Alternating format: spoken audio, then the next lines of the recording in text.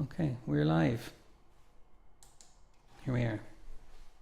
Take it away, Ricky. Hello, how many competitions? I am back again with another good topic. The topic today was on ChatGPT. Are we jumping straight into the topic, Ricky? Because we usually warm up a little bit, you know. It's still early. Sorry, You've had more coffee than I have. I'm getting too tired. We're forgetting the format, our established format we spent years perfecting.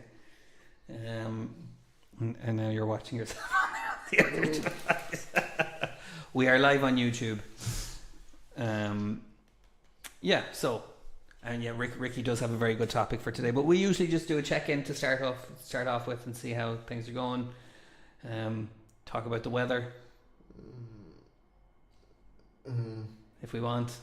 Do we really need to? The weather's pretty good. I think it's notable. Okay, so how have you been, Ricky? Good, not bad. I've been on a holiday, so the holidays was pretty good. Excellent. Where did you go? Lanzarote. Lanzarote. So we had Glenn on last week talking about his holiday adventures. He's done a few. He was talking about going on submarines in Lanzarote and dune buggies and things like that.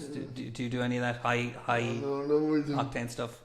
Well, my thing is relaxing, couple of drinks and sit down looking at the ocean. That's my time. That's my good time. I think that would be mine as well. So yeah, Lanzarote. What was the weather like? The weather was okay. It was a bit cloudy, but it was warm. We got one rainy day, but it only lasts for about 5 minutes and it passed. So okay. So it was good. Really good. Did you hear about the power cuts? Yes. And there was nothing like that while you were there. None. Zero. Very good. Okay. So we managed to avoid all that. All the drama. Yeah. And so you know, are you someone who needs a holiday to kind of recharge, or? I think everyone needs a holiday. And regardless of who you are, I think we all need a holiday. Mm-hmm. A lot of things build up and people get on their nerves and all that. Well, they do with me anyway.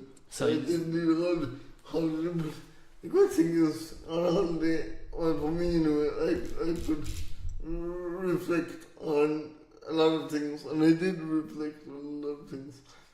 Reflect on people's attitudes towards me, my attitude towards people, how to deal with people, what to deal with when situations arise, things like this. So there was some decompression and reflection going on. Excellent. I mean, that sounds worthwhile. I'm the kind of person. First of all, I find the organising of a holiday very stressful. I don't know if there's too many things that it's possible to forget for me. But and then I'm the kind of person when I'm on holiday, I'm always thinking about things I should be doing at home, and that kind of thing. It's very hard for me to disengage. That seems to be easier for you. You just switch off. No, it's not easy. Well, it was kind of it. I was still thinking about things like that. But the protests and how to manage that, how to get that set up, and things like this. But I didn't always think about stuff like that. Yeah, it didn't get in the way of the relaxation. Yeah. Oh, good. And so what's your routine? How do you stay entertained when you're on holidays? Is it just switching off? Is it just looking at the sea? At the sea and drinking. Yeah. I'm going to drink, looking at the sea. It's just a beautiful cocktail bar up where we were. Oceans. It's lovely. It's upstairs. But it's of course it's ramp some. But you can look out at the ocean and having cocktails. It's beautiful. It really is. If you got a lovely day, the breeze and the sun is just fabulous. Yeah. Yes, What's your holiday drink?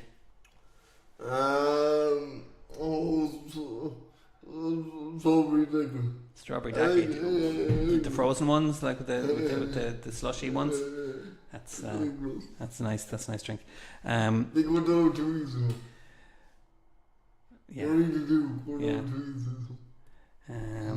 Yes, restraint is required. Yeah. But there we go. Okay, great. Well, welcome back, and I hope you're ready to do a pile of broadcasting work now. Yeah, so usually we also do some kind of pop culture recommendation of what have you been watching, what have you been listening to, what have you been reading. But if you've been on holidays, the TV's all in Spanish. When I'm bored, I'm bored because I've been before I broke up, I've been going rewatching the Game of Thrones. And I'm still watching the Game of Thrones. It's just because I picked up a lot of things that I didn't from my first watch through.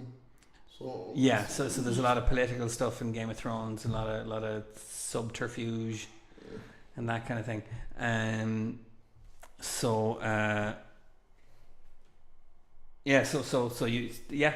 like rewatching stuff for that reason as well.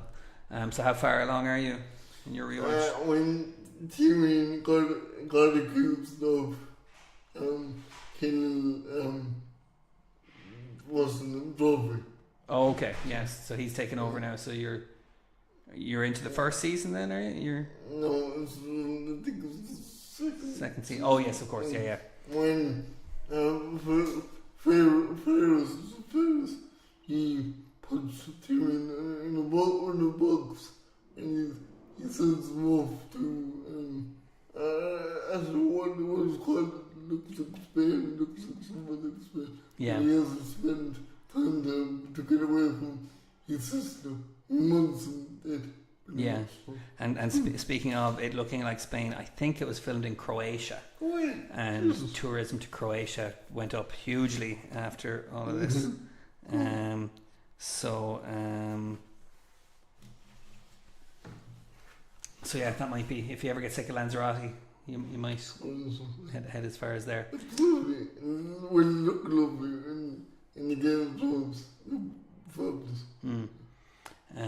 Oh yeah, because you can go to the actual like castles and they're not sets, they're actual old castles that they kind of used. Yeah. Did you ever watch the TV show Travel Man? No. So it's a show where a comedian goes on a 2-day weekend break with another comedian, and then they just try out all the local things and then give their opinions on it, and it's quite funny. Rob,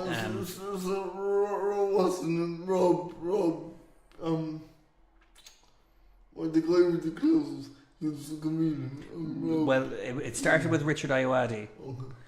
and then it moved on to Ramesh Ranganathan. Oh, that's and Rob Beckett. That's a different show, but it's a similar thing where they What's the name of the guy? Joe Lycett is presenting it now. He's very good, but so you can actually kind of get a look at different holiday destinations, see someone make some jokes about it, and then decide if you actually want to go. It's a good idea. Yeah. Good idea to have that for the same, because really you don't know where to go when you're disabled, because you know it's going to be suited, the treats suited for you. Right, you just pitched a hit TV show.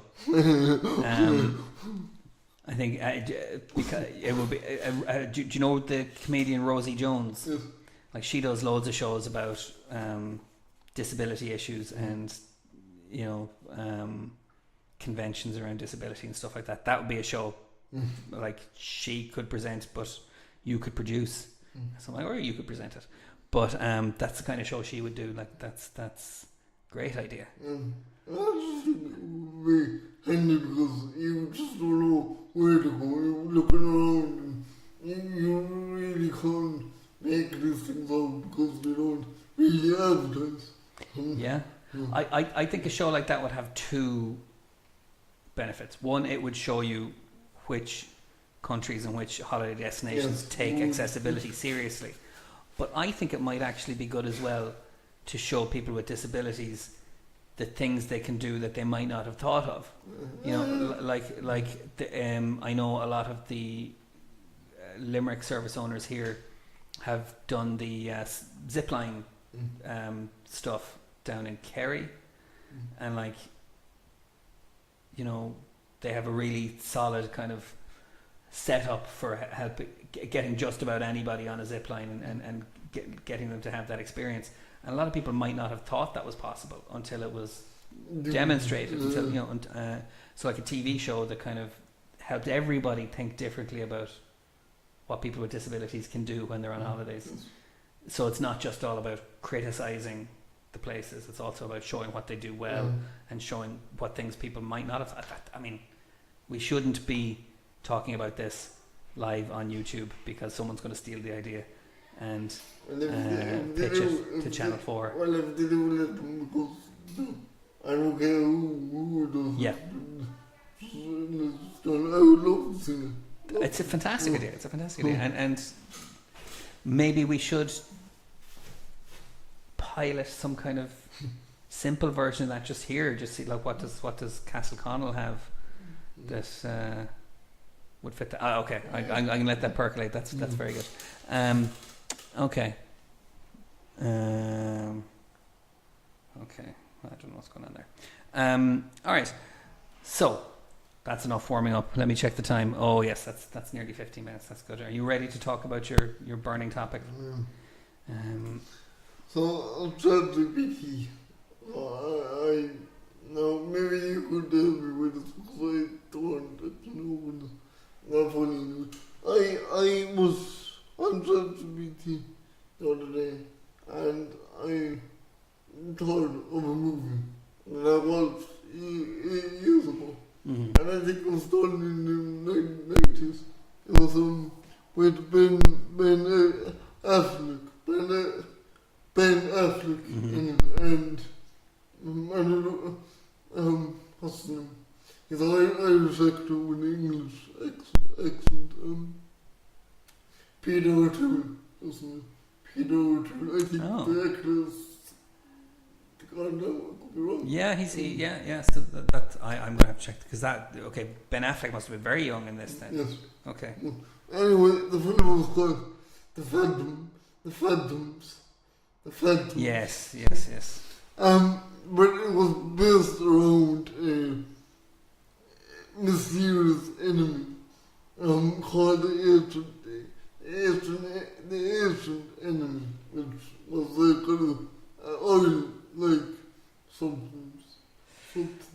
Yeah. There was aware of itself. Yeah. So the kind of cosmic horror. I'm just reading the Wikipedia page here. So it's based on a book by a guy called Dean Koontz, who was like a European Stephen King, who wrote lots of horror books. So okay. I'd never heard of this movie. This is. It's wonderful. It's good. Scary though, but it's good. Getting kind of a really horror horror because everything was done in the dark and at night time, and it's just really horrifying. Is it along the lines of like Alien or The Thing or? The Thing. Yeah. It's more like The Thing. Okay. Without physical form. Really. It's more of a bio kind of mass. That is aware of itself. And what it is, it consumes people and people's memories and people's thoughts, people's feelings, and it basically had no identity before that. It basically went on like animal instinct. It didn't kill for the sake of it. It killed because instinct. Yeah. But then when it came across humans, it started to understand their thoughts, their feelings, and from that voice. He could speak and he could understand. But then somewhere along the line, he got mixed up with his own identity, I suppose, and it started to believe it was God and it was the devil and all this. So, Okay. Right. So that's got different levels of. it's more kind of philosophical Yeah. kind of thing. Yeah, so that's what I meant by the cosmic horror, the existential horror, and then there's just the jump scares of a monster movie kind of thing. Anyway, I actually started to write my own spin-off on it before the book and movie was introduced. I actually thought of a storyline in my head that this thing was around before man walked out, and I made this whole narrative about it. Look, before man, it was animals. Yeah. The fields and the stars, that shine so brightly when the universe was so young. And this big black blob in the middle of the field that had no consciousness, that wasn't aware of itself. And then something happened, and it began to have this feeling. So it reached out and absorbed animals for food. Then when man came along, it found something new. I actually started it on Adam and Eve. I actually said when Adam and Eve came along, it didn't know how they came along.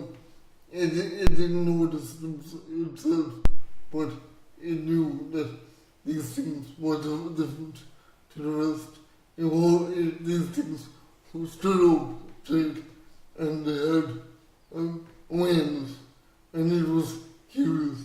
And so I made a whole storyline based on the apes and enemy. That's very cool. Really cool. That's very cool. So how far did you get with it? I got as far as what's the city called? Atlantis. Fall of Atlantis. So I based the fall of Atlantis on the ancient enemy. I said the Atlantis didn't fall because of the industrial disaster. It fell because of the ancient enemy. So That's very cool. and then I based it then into my hometown. I based it onto my hometown. I gave it a storyline on the hometown elephants. That's a great idea because there isn't enough. There isn't enough horror. Well, I mean, there are some Irish horror films, but they are always kind of comedic. But like the thing about horror movies, as I understand them,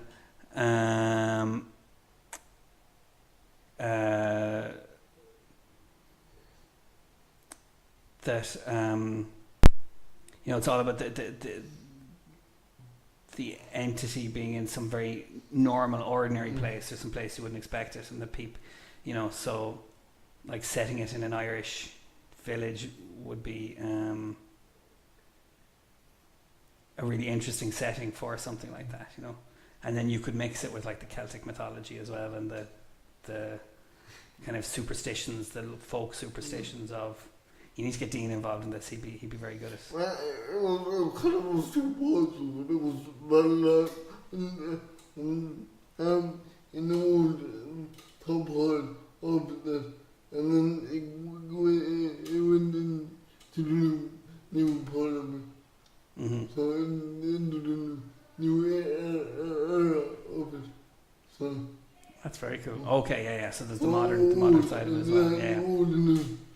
So I spoke over like a man walking down the road, going back from the pub as we do, and this thing coming up and well, this happening, and no one knew what it was. They thought it was kidnapping or murder or whatever. Yeah. And then houses seemed to become empty overnight. No one knew what caused it.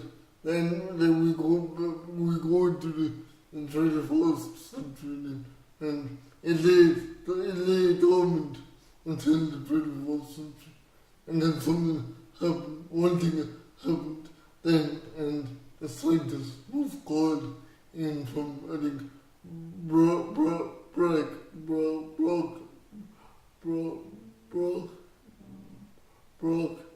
I can't say the country.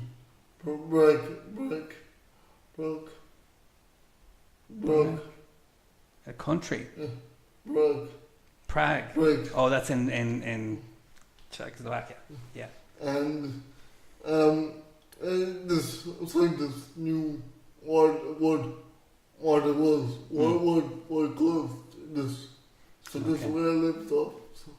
And have you got the whole story mapped out, or are you working it out bit by bit? No, I'm working it out bit by bit.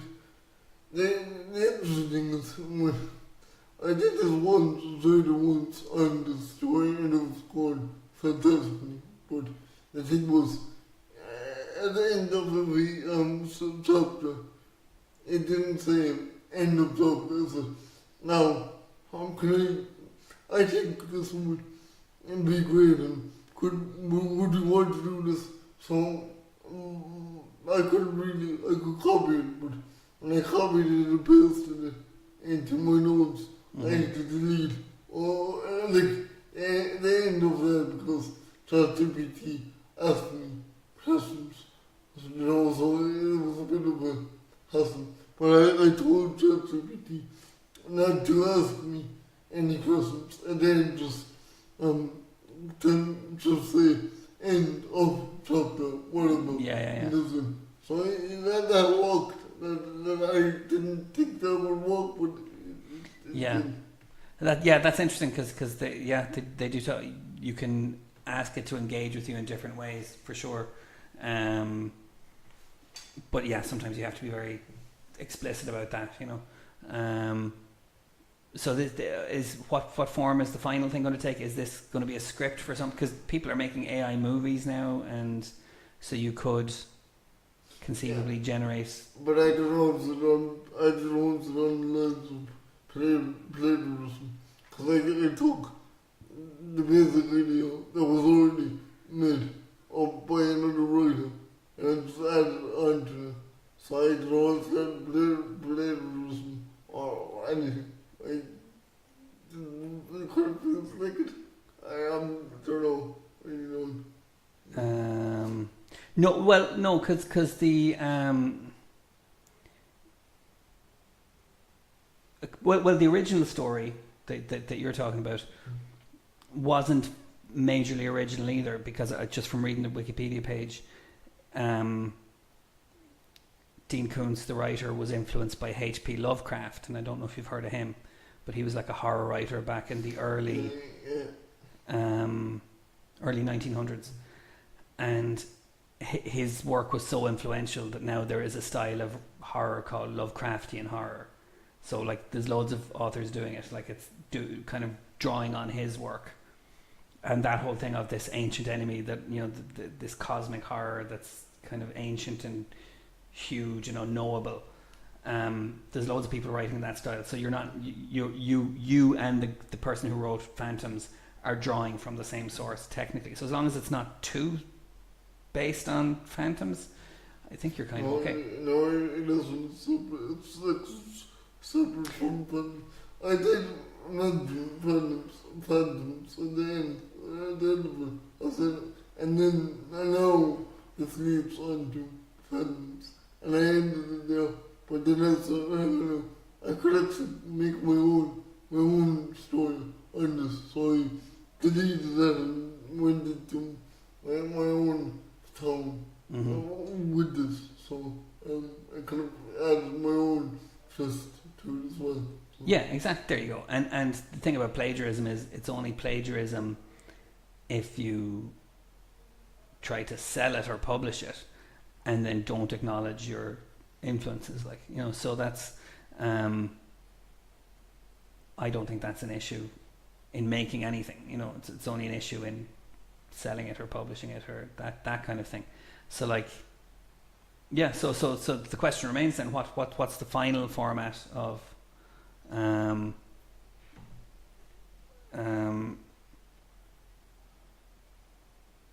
yeah, what would the final form of the story be? Would it be text? Would it be would you try and use AI to make it into a movie? Would you generate images to make it into a comic or a graphic novel? Yeah, maybe images, because to be honest, I actually, when I began this, it's funny because the way it's ruled, I didn't have ChatGPT the way to write it in some style, but the way ChatGPT wrote it was almost sound biblical. Yeah. Biblical. And I absolutely loved it. I actually said ChatGPT, I don't know how I came up with this kind of style with keyboard, because it adds a lot of mystery to it, and adds a lot of wonder to it as well. So. Well, this is reminding me of something else. I wonder, would it be cool that if you're telling the story across different time spans, if you change the style of writing for each span of time? So for each era, you know, so even you could do a modern era and it's all done in the form of tweets or something.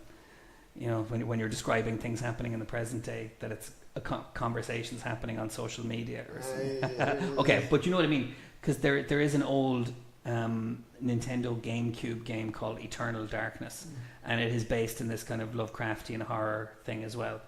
And different parts of the game are set in different time periods, and so the characters talk in those styles. So there's a bit that's there's an ancient Roman part, there's a part that's set in World War One, there's a part that's set in modern times, and each setting feels very different because of that. So it'd be interesting to kind of, that reminds me of what you're saying, is that like you've got the story happening in different time periods and you can adjust the writing style for those time periods to really immerse the reader or the reader or the viewer or the listener or whatever it ends up being in that style. I'm even wondering, could ChatGPT do an audio drama? You know, where it generates audio for different characters, but not necessarily images, because images are so tricky in terms of AI, you know. What do you mean?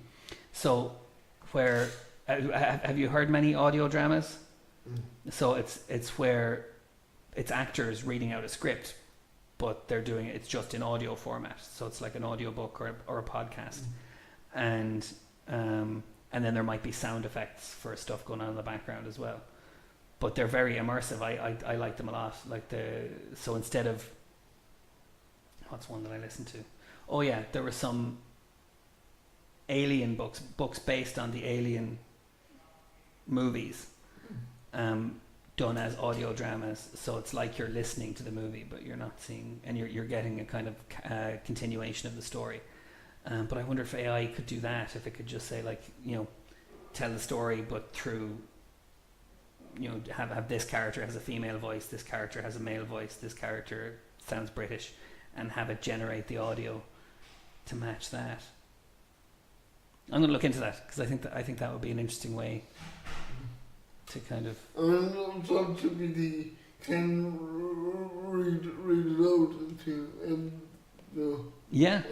So can it generate different voices? I don't think so. I because there's an AI called Suno, which creates AI music. I'm not sure how I feel about it, because, you know, it does it very well. It does it very well in the sense that if you ask it for, I want a grunge song that's about butterflies, I'm just seeing one outside the window, at this BPM and with a male singer, it will give you a song in about 30 seconds to a minute, full song with a human voice singing the lyrics. With so I wonder if you could give it a script. Could it do something similar? Could it say like these are the character descriptions? I don't know. I'm speculating, but I think it would be a less resource intensive way of getting your story kind of in a consumable form than images, than video or images and graphic novels. But you like the text format anyway. You like it being written out. Anyway. Well, the funny thing is, when I started it out, the style of the text ChatGPT wrote it in, it kind of gave me an image, and generated an image in my own mind of like a kind of a landscape, and a cartoony kind of feel to it. With like hills, valleys, like northern, how can I describe it? They're really like harsh hills, like they look like half a circle. Like a cartoon kind of, like stream core, that kind of thing. Stream core. Vacuums. The vacuums. Okay. Like that kind of style. Yeah. Like stars and a whole lot of stars and a whole lot of galaxies. Really bright. Yeah. Going down in a valley with those animals roaming around in this big blob of black ooze down in the middle of it. That's very evocative. Yeah, that would look very cool. Cool. All right, but don't give too much away. Again, this is you gotta keep a handle on your intellectual property. I would like to show other people that this stuff. I would when it's done. That's why I'm trying to separate it to make my own. So. Well, we have other creators in the team here, like writing stories and writing fiction and non-fiction. So it would be great to do a show that is kind of like a writer's workshop, where people read excerpts from their work and give feedback and stuff like that. I think that's a great idea. Okay. Great.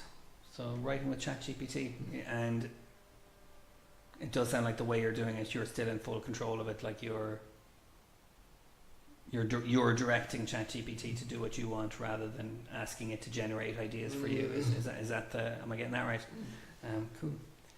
Or I'm still thinking about the different formats it could take. I mean, storyboards and things like that. I don't know, for a movie. Be a great way to play around with ideas, visualizations. But there we go. Okay. We'll check back in when it's further along. Yeah, and I didn't base it on I could be wrong, but I think the books and the movie kind of sees this thing as an alien thing, and not here. I base it on being here before you walk this home. So it's actually it's home. Yeah. It was always his home. And it will always be his home.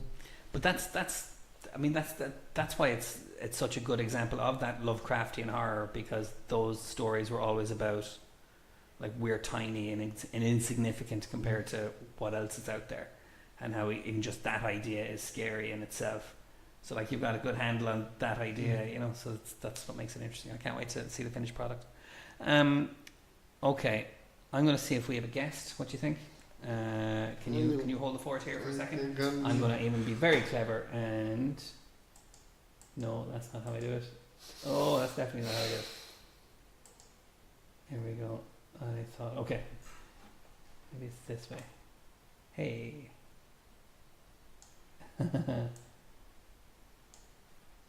Yeah, and now you've frozen. Okay, we got to do this. We got to fix this. I'm messing around too much. There we go. Okay. So I'll be back. So yeah, that's my idea. I would love to show other people this story when I'm done. I don't know, it all stemmed from a movie. The idea of doing kind of a previous story based on this entity in this movie kind of gives me the idea of doing my own spin-off on it before the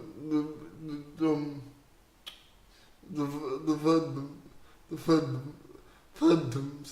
So yeah. So I would love to show people this when I'm done. And I don't know how many chapters it's going to be. It mightn't be that long. It might only be about maybe 10 or 11 chapters, depending on how far I go in depth with it. But yeah, we'll see what happens. And I definitely draw whoever wants to see, whoever wants to read the final product. I definitely draw it to them. So, I think we have a guest coming in. I'm not too sure. I don't even know. To be honest, I don't even know who it is. So I'm looking over. It seems to be I'm on two devices, and it's really weird. Oh wait. Yeah. We're back. Okay, let's see if I can get our Mug. cameras back to normal. There we go. Squeeze the camera. We'll get the door closed. There we go. Yeah, we won't announce the guests until we've got the cameras on. Do you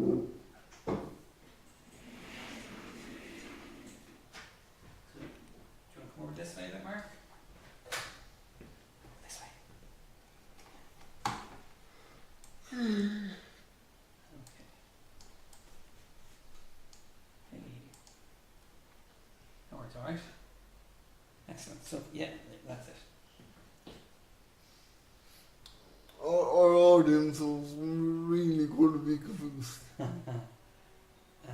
already had some questions up the hall because the stream is on a delay. So I was in two places at once. I was on the screen and I was getting Mark. And you know what it's called?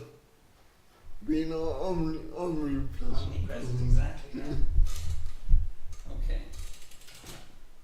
So there we go. So feel free to introduce our guest now. Well, we have Mr. Mug with us today. So how are you? Fine. Good. Any news? No. No news, but you do have a song that you were thinking of sharing with us. So You that, know? Hmm? Do you know? I'm going to find it here. I need help with the words. But do you want to explain to people? Do you want to introduce it while I'm finding it here? Okay, I listen.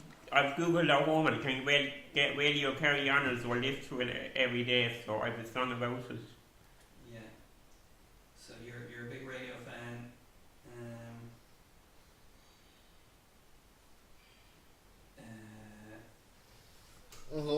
Do you know what show would be on Radio Kerry right now? One, so what means? The 11 o'clock show. Yeah, you're right. Okay. Then after that, it's the news. There we go. I think so can I ask you why you listen to Radio Kerry? Why you like Radio Kerry? why my parents like Tip FM. So you just like it? Yeah. Yeah. Okay. And the great thing about it is you don't need a radio now. You can just get it on your Google speaker like radio? Listening to radio, Ricky? No. I like listen to music, not radio. Yeah. Too much, Mark's a real connoisseur. too much talking, too much political bull going on. You're not into the sports, yeah. Sports talk, that's a big thing for Well, you. it was Liverpool, yes. Pop Liverpool. Not really. Fair enough. Okay. This song might change your mind. Yeah, will I explain? Yeah, no, it's okay.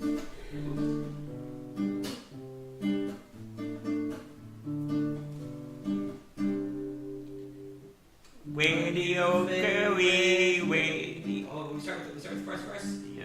Okay, you ready, so? My new favorite. Okay, can I start again? Let's start again.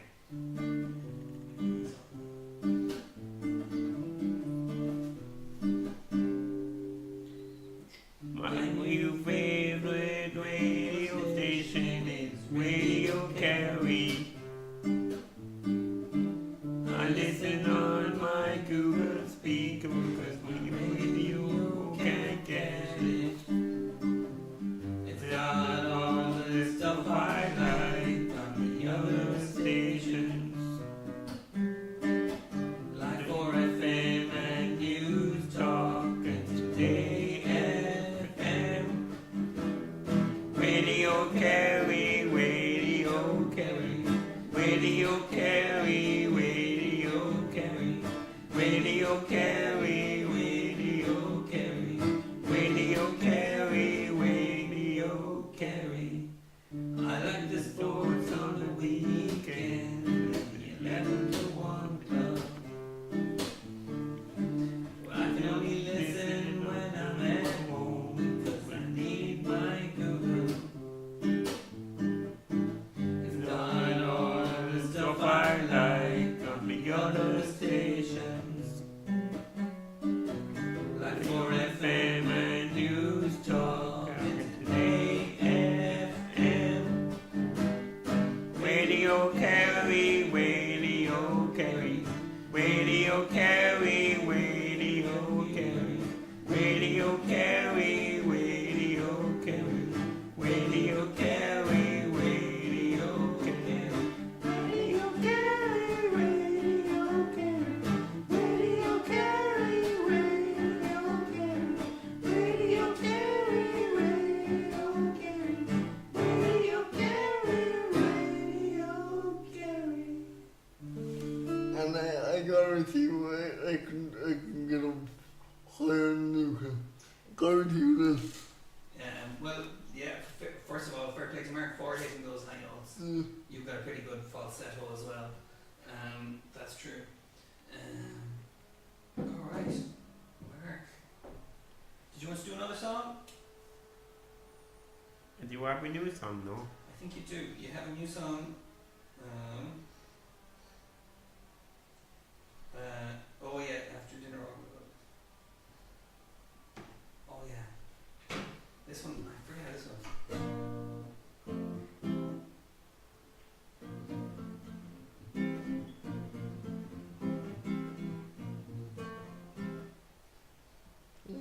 Sounds like a Mexican. Oh, I forgot it. It's the one that goes after my dinner or walk with my dad. Go into my bedroom and it's about listening to 4FM. So it's Kim Wilder's on playing 80s songs I love to listen to. We can do changes. Oh, it's on the tip of my tongue. Hang on. Just moving this was set. It's on my brain. Yeah, it's gone out of my brain. And we don't have your tablet here to remind us because it's on your tablet, isn't it? Oh, okay. I'll practice it for next time. How about that? Excellent. Okay. Gentlemen, it's nearly time to wrap up. Do you want to do a quote of the day? Go on. So you might like to think about this, Mark. Do you know what quote of the day is? It's where we find something interesting that somebody said, like a writer or an actor or some other person, and we see what we think of it, see what it means to us. Okay. Okay. Here's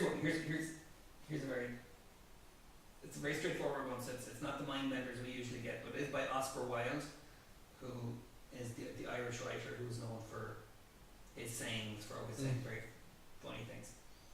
So he said, everything popular is wrong.